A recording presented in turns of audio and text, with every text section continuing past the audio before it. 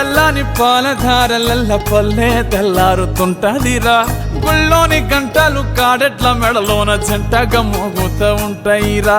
నాగలి భుజాన పెట్టుకుంటే దోస్తులు చెయ్యేసినట్టేరా కొట్టు గోదా పక్కన ఉంటే కొండంత బలగం ఉన్నట్టురా చల్లగాలి మోసుకొచ్చెరా